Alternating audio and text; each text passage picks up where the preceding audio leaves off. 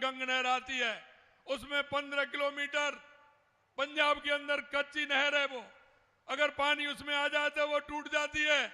हमने माननीय प्रधानमंत्री जी से निवेदन किया और उसके लिए केंद्र से 2400 करोड़ रुपए मंजूर किया और वो नहर हमारी पक्की बन रही है। ये भी मैं आपसे निवेदन करना चाहता हूं। हमें पता है सांचौर के लिए और बाड़मेर के लिए नर्मदा का पानी देने का काम हमारे देश के यशस्वी प्रधानमंत्री नरेंद्र मोदी जी ने 20 साल पहले किया था। जब वो गुजरात के मुख्यमंत्री थे तो उन्होंने ये पानी देने का काम किया था।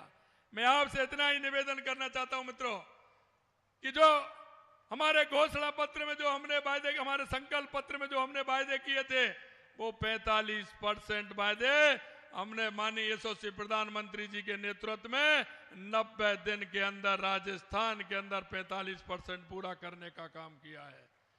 मैं आपसे इतना आग्रह करना चाहता हूं, हमें आपकी भी समस्या का पता है, आपकी समस्या का भी पता है। मैं आया था उस दिन, कहा था निश्चित रूप से आपकी समस्या भी ध्यान में, वो भी पूरी होगी, क्योंकि यहाँ पानी की पीने की समस्या है। मैं आपसे निवेदन करना चाहता हूं कि जालौर और यहाँ के लिए पीने की पानी की भी व्यवस्था होगी। इतना मैं आप सभी से निवेदन करना चाहता हूं। पुनः हमारे देश के यशस्वी प्रधानमंत्री नरेंद्र मोदी जी का इस राजस्थान में बहुत बहुत अभिनंदन और स्वागत करना चाहता हूं और ये विश्वास दिलाना चाहता हूं, 12 सीटों के हमारे चुनाव हुए हैं, हम 12 की 12 सीटें जीतेंगे और ये 26 तारीख को हमारी 13 सीटों के चुनाव होने वाले हैं, ये भी जीतेंगे। 2014 में भी 25 जीती थी, 2019 में भी 25 जीती थी और अब की बार 2024 में भी 25 की 25 सीट जीतेंगे। ये मैं माननीय प्रधानमंत्री जी को विश्वास दिलाना चाहता हूं। एक बार जोरदार तालियों के साथ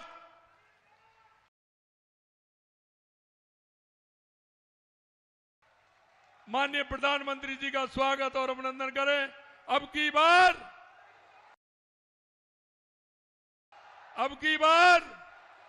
फिर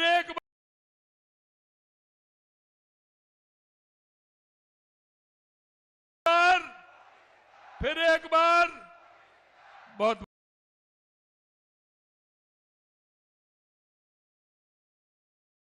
धन्यवाद।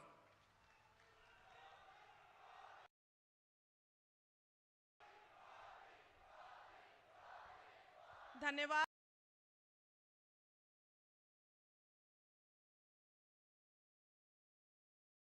आदरणीय मुख्यमंत्री जी, निश्चित रूप से आपका ये प्रेरणास्पद उद्बोधन कार्यकर्ताओं में एक नया जोश का संचार करेगा।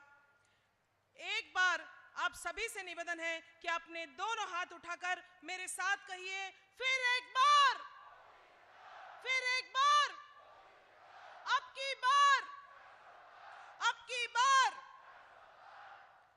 मां शेम करीरी इन धरती मां, घेवर लाडू और चूरमा, महिलाओं री आणर रक्षक घना प्यारा लागो भीन मालमा। ऐसे हैं हमारे जन जन की उमंग और आस्था के प्रतीक, हमारे आदर्श, जिनकी गारंटी पर भी गारंटी है। मैं आमंत्रित करती हूं जिनको सुनने के लिए हम सभी पलक पावड़े बिछाए आतुर हैं, हमारे देश के आदरणीय प्रधानमंत्री श्री नरेंद्र मोदी जी, आप पधारे और अपने उद्बोधन से हमें अनुग्रहित करावे। श्री नरेंद्र मोदी जिंदाबाद।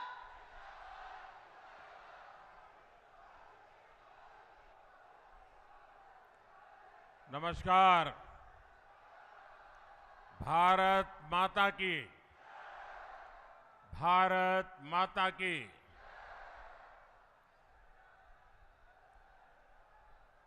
जालोर आना मतलब हम गुजरात वालों को लगता है अपने घर गए हैं।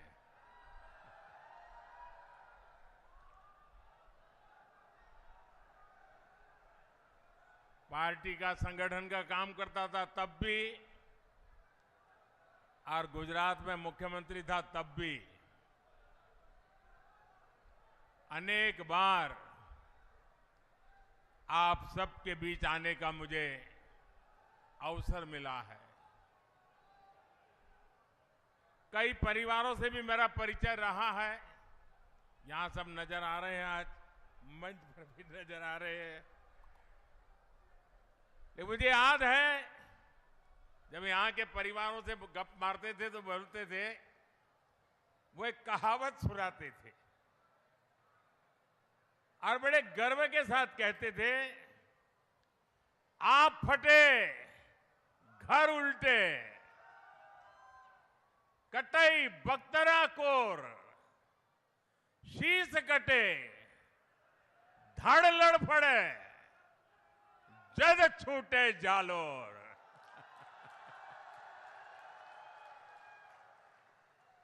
यानी चाहे आसमान फट जाए, धरती पलट जाए, सुरक्षा कवच फट जाए, शीश कटे, धड़ तड़पे, लेकिन जालोर नहीं छूटता। भाजपा और जालोर सिरोही का रिश्ता मुझे लगता है इतना ही निकट है। आपने हर बार भाजपा को भरपूर आशीर्वाद दिया है। इस बार भी जालोर सिरोही यही कह रहा है, फिर एक बार, फिर एक बार, फिर एक बार।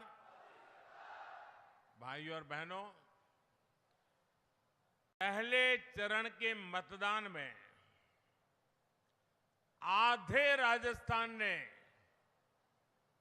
कांग्रेस को बराबर की सजा दी है, उनको बराबर का सबक सिखाया है। राष्ट्रभक्ति से ओतप्रोत राजस्थान ये जानता है कि कांग्रेस कभी भी मजबूत भारत बना ही नहीं सकती।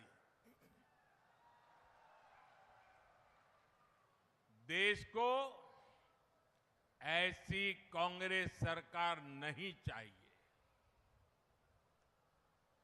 देश को 2014 के पहले जो हालात थे, वो हालात वापस नहीं चाहिए। हर कोई कांग्रेस की कमजोर सरकार को, आते जाने वाले लोग भी धमकाते थे और हर कोई देश को लूटने में जुटा था। प्रधानमंत्री को तो कोई पूछता ही नहीं था।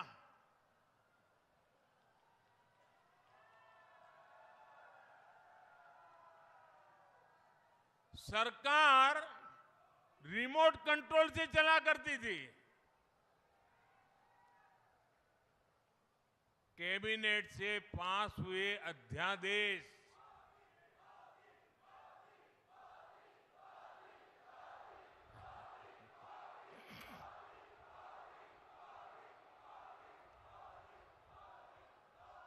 ये दो बेटे बेटी से मेरा निवेदन है, आप बैठिए, थक जाएंगे बेटा, चुनाव में बहुत काम कर रहे हैं आप लोग। आप कल्पना करिए कि कैबिनेट ने जो निर्णय पास किया हो, देश की संवैधानिक संस्था ने जो निर्णय पास किया हो, उसको उनकी पार्टी के ही एक नेता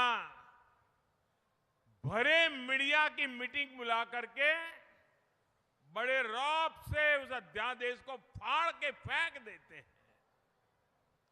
क्या ऐसी दुर्बल अवस्था देश को मजबूत बना सकती है क्या? आप मुझे बताइए। अस्थिरता की प्रतीक कांग्रेस पार्टी और उनका कुनबा देश को चला सकता है क्या?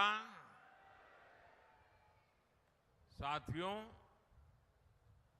आज कांग्रेस पार्टी की जो हालत हुई है उसकी गुनहगार वो खुद है। अब देखिए, आपके यहां से राज्यसभा में कांग्रेस के एक नेता दक्षिण के हैं, उनको भेजा। क्या कभी उन्होंने राजस्थान के लिए एक भी बार राजस्थान की बात कही है? नहीं कही। आपने बड़ी उदारता पूर्वक भारत के भूतपूर्व प्रधानमंत्री मनमोहन सिंह जी के सम्मान में उनको भी राजस्थान से राज्यसभा में भेजा। ये ठीक है, वो काफी समय बीमार रहे, लेकिन क्या कभी राजस्थान में उनको फिर से देखा आपने? और अब उनके एक दूसरे नेता को आपने बचाने की कोशिश की राजस्थान वालों ने। जो लोग चुनाव नहीं लड़ सकते, चुनाव जीत नहीं सकते, मैदान भाग के इस बार राजस्थान से राज्यसभा में आए हैं।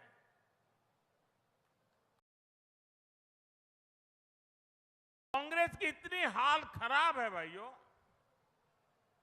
अब देखिए, कांग्रेस ने देश पर 60 साल तक राज किया। इसी कांग्रेस ने हमारी माताओं बहनों को शौचालय, गैस, बिजली, पानी, बैंक के अकाउंट, ऐसी छोटी छोटी चीजों के लिए तरसाया। इसी कांग्रेस ने परिवारवाद और भ्रष्टाचार का दीमक फैलाकर देश को खोखला कर दिया। और उनके इन्हीं पापों की सजा आज देश कांग्रेस को दे रहा है। और खास करके देश का युवा इतना गुस्से में है, वो दोबारा कांग्रेस का मुंह देखना नहीं चाहता है।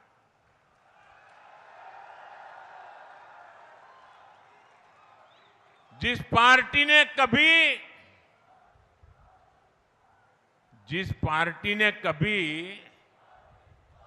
400 सीट जीती थी, देखिए इनकी हालत। जिस पार्टी ने कभी 400 सांसद जीते थे उनके, आज वो 300 सीट पे चुनाव नहीं लड़ पा रहे हैं।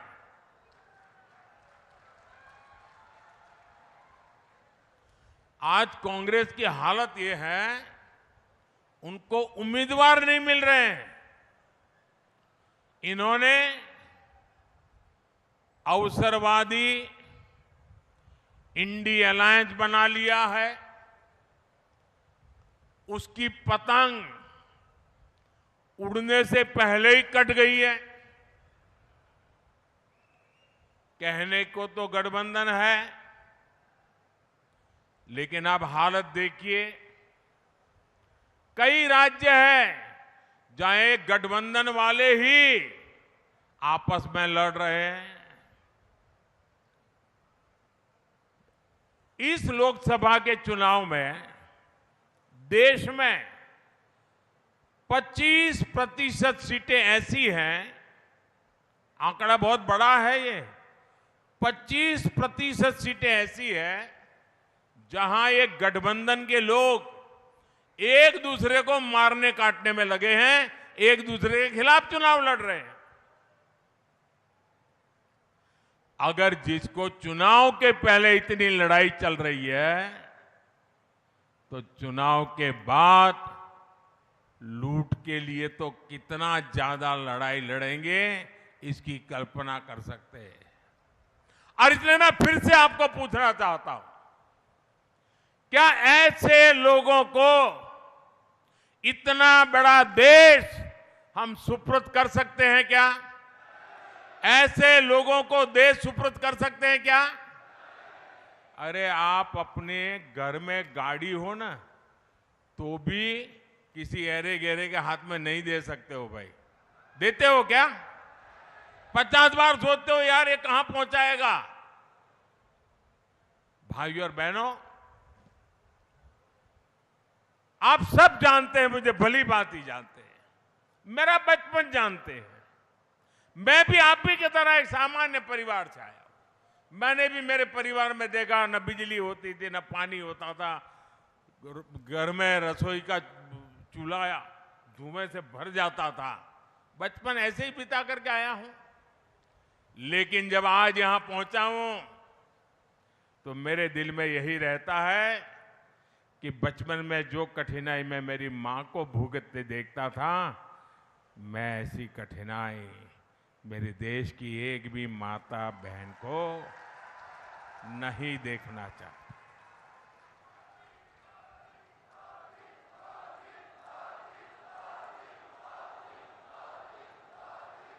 और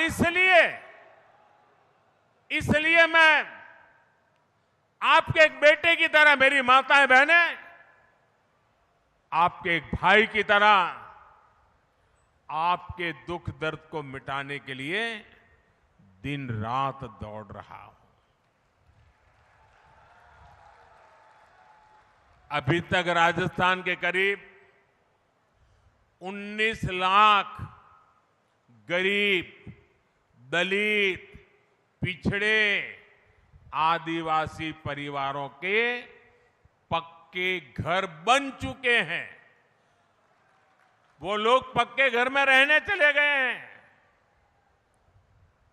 और इसमें 1 लाख पक्के घर मेरे इसी जालोर और सिरोही में बने हैं। एक घर बनाना होता है तो कितनी तकलीफ होती है वो आप भी जानते हैं। अकेले इस इलाके में गरीबों के लिए मोदी ने 1 लाख पक्के घर बना करके दे दिए। इसलिए नहीं कि पैसे हैं इसलिए काम हो, दिल में एक दर्द पड़ा हुआ है। गरीब के लिए संवेदना पड़ी हुई है और इसलिए मोदी ये काम करने के लिए लालायित रहता है।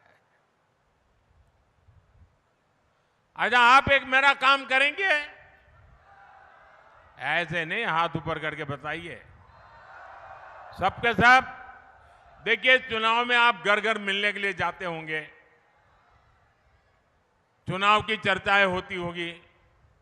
अब हमने इतने घर बनाए, नल से जल दिया, गैस का कनेक्शन दिया, लेकिन हो सकता है अभी भी कुछ जगह पे कुछ लोगों को घर मिलना बाकी हो सकता है कुछ लोगों में पहले परिवार में एक साथ रहते थे, अब अलग रहने लगे तो उसके पास घर नहीं है। तो मेरा एक काम करना, आपको ऐसे जो लोग ध्यान में आए कि जो इस योजना के हकदार है लेकिन अभी तक उनको मिला नहीं है, मोदी की तरफ से उनको गारंटी दे देना कि मोदी तीसरी बार आएगा, घर पक्का मिलेगा। कह देंगे, कह देंगे। और आप मेरे बात पे भरोसा करना, मेरे लिए तो आप ही मोदी है। आप बोल करके आ जाइए, मोदी इसको पूरा करेगा।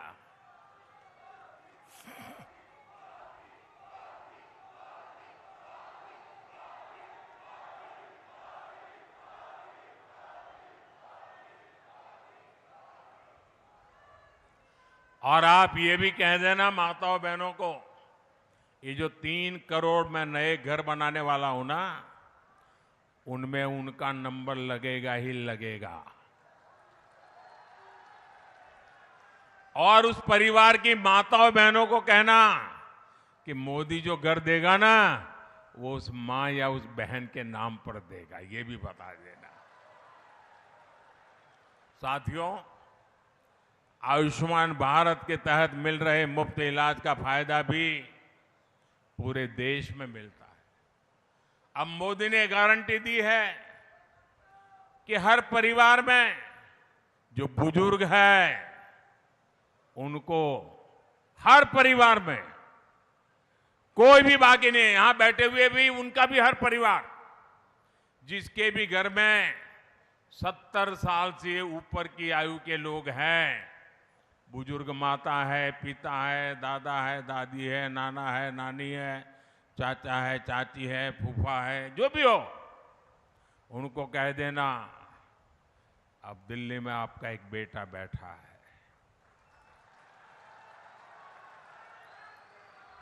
70 साल के ऊपर के ऐसे सभी बुजुर्गों की बीमारी में इलाज के लिए 5 लाख रुपए तक का खर्च आपका ये बेटा करेगा, ये बता देना। और ये मोदी की गारंटी है।